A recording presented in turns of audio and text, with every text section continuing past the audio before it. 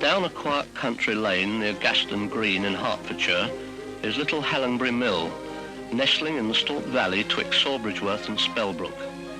A mill has stood here for generations. This present one is only 100 years old, but alas, no longer used for grinding corn. The great wheel is motionless, the millstones are silent, but there is activity. Here on the millstream are the moorings of the Lee and Stort hire cruises. And midst the charm of our English countryside, June and John Wilkinson tend their craft, and other folks prepare for a pleasant summer's day on the river.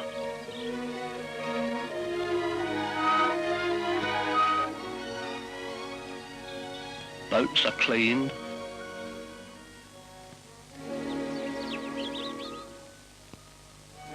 covers removed,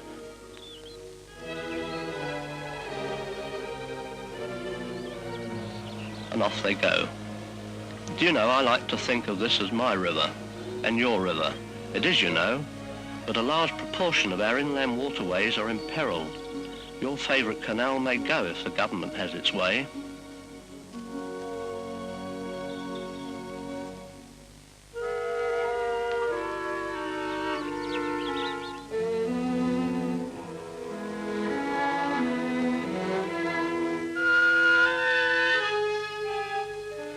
Let us go downstream with the adventuress. A happy party board her for a day's outing. John Wilkinson puts on his cap, takes the tiller, and they're off up the millstream, under the old iron footbridge, into the main river, and down to Teddenbury and on to Sawbridgeworth Lock.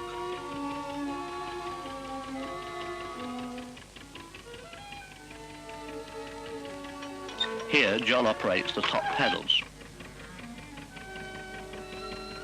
As the adventuress enters Shearing Lock, we take our leave and continue down to the River Lee. It is here that we start our 15-mile cruise up the River Stort, this winding river that terminates at Bishop Stortford. We shall pass through 15 locks, maintained by 5 keepers, and see 3 of the original old lock cottages. Passing through the first, lower lock, we come to Brick Lock. And here is the first of these cottages, built by Sir George Duckett in the late 18th century. Over the door is his initials and the red gauntlet, sign of a baronet. A narrowboat comes up through this lock, and this boat, once a commercial vehicle plying for hire, is now privately owned, and indeed a rare sight on the River Stort.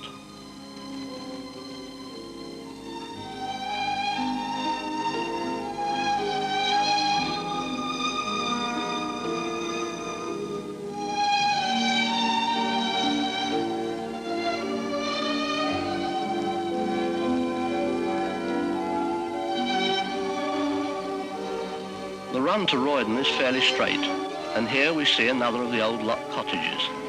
This one has Sir George's armorial bearings over the door and the date 1787.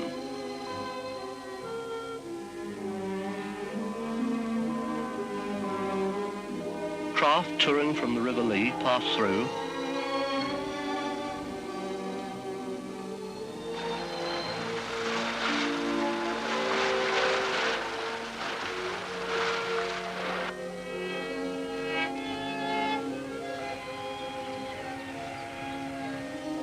and Captain Quick, well-known figure on the Lee and Stort, opens the gates for his craft. The lockkeeper then cycles along the towpath to Hunsdon. Beautiful scenery. Close by was once the home of Henry VIII, and Hunsdon Mill, amidst charming surroundings, was mentioned in the Domesday Book.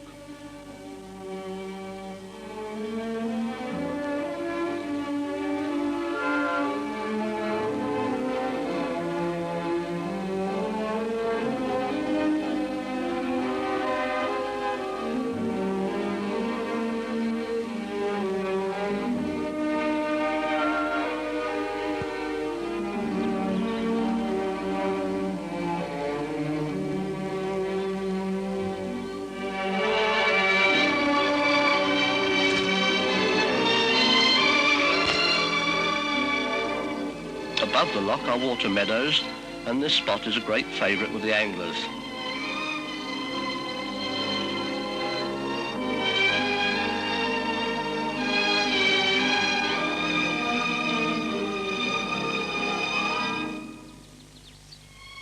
Clarendon Mill.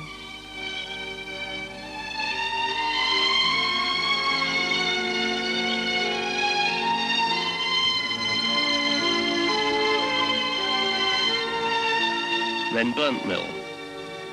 The keeper opens up to let us pass through in the White Heron.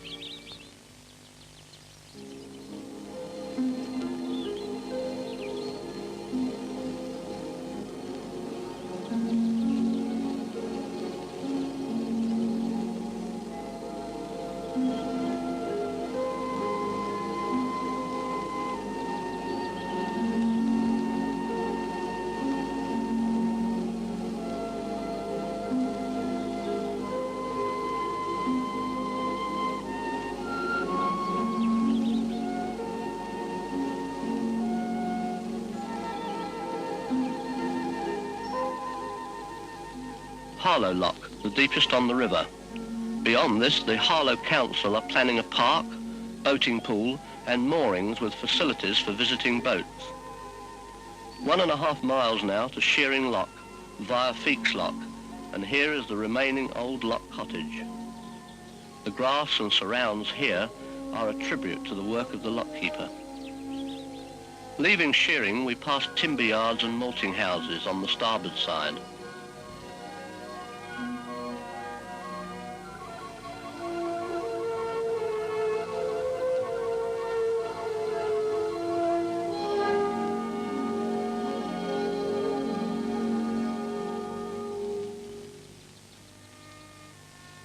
And here we are approaching the bridge under the A414 road, close by Sawbridge Station.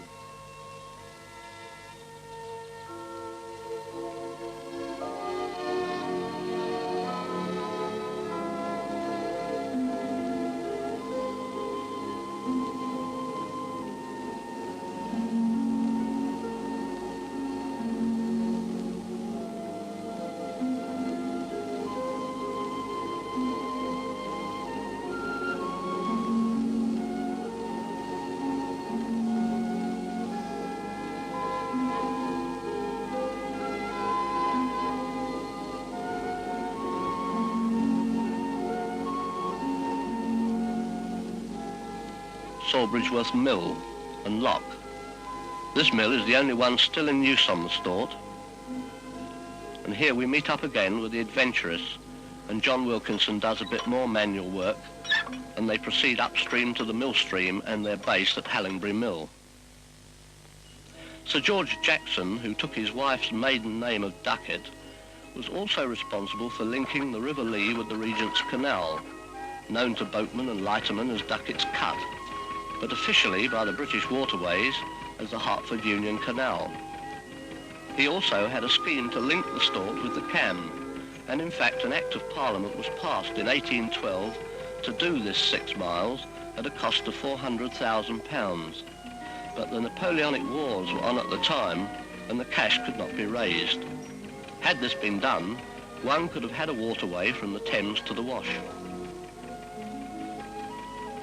Gently gliding past such scenery as this, the only sounds are the chug of the motor, the ripple of the water, and the sound of the birds. One is reminded of the inscription on the old lock cottage at Latton, demolished by fire in 1950. Men may come and men may go, but the river goes on forever. Will it? We sincerely hope so. We love our rivers, and I'm sure you do too. Why don't you give us your support and join the Inland Waterways Association? You'll not regret it. Do you remember the words of Kenneth Grahame in Chapter 1 of The Wind in the Willows? Believe me, my young friend, there is nothing, absolutely nothing, half so much worth doing as simply messing about in boats.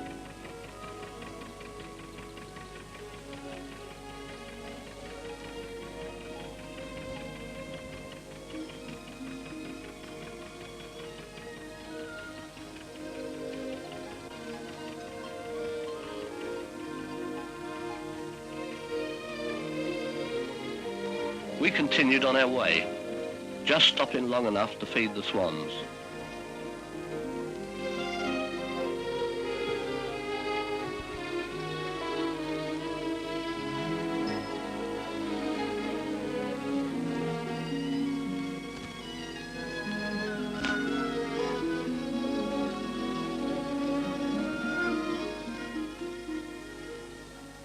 That's Harry of the Tranquil. And across the fields in the distance you can see the little Hallenbury Mill.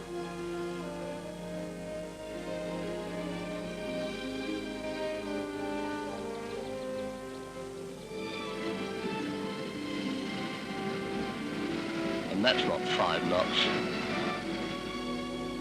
Between here and Spellbrook are a succession of meadows lined with willow trees. Very pretty, and much wildlife haunts this stretch of the river.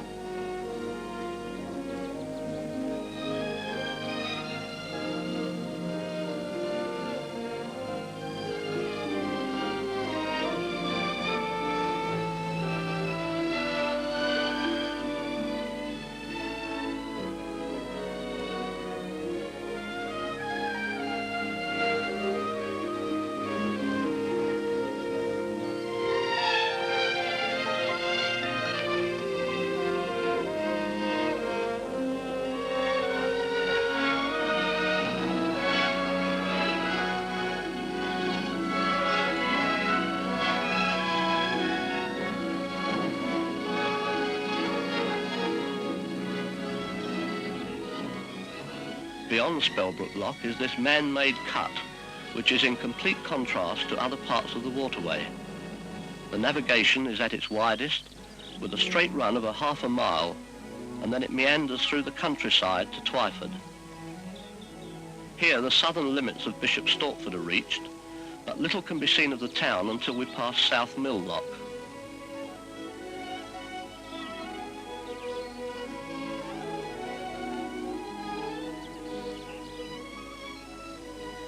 Here the scene changes to one of industry, and we pass close by the London Newmarket Road, where refuelling facilities are available at a filling station alongside the towpath.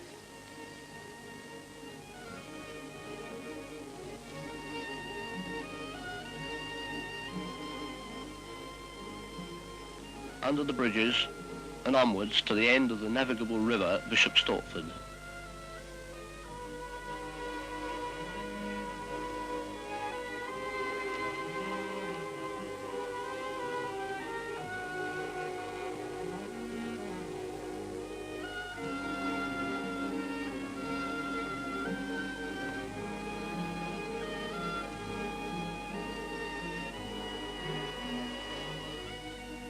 As dusk approached, we made our way back to Little Hallenbury Mill.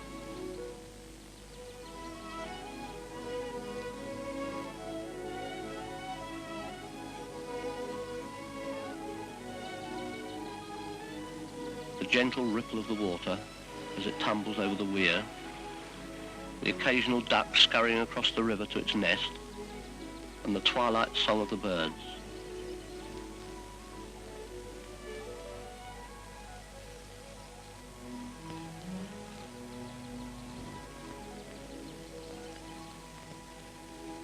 The end of a perfect day.